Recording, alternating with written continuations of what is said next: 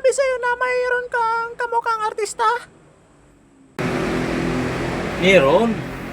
Meron. Uy, meron ba talaga? Oo, meron.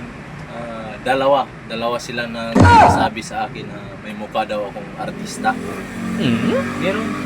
Dalawa. Kaso lang yung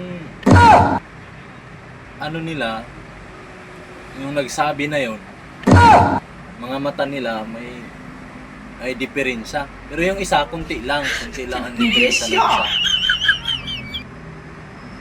Ito talagang isa, wala talaga yung diferensya ng mata niya.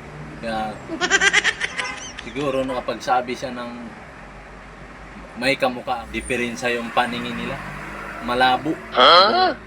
Kaya pagtingin nila sa mukha ko, parang artista. Ganun nangyari.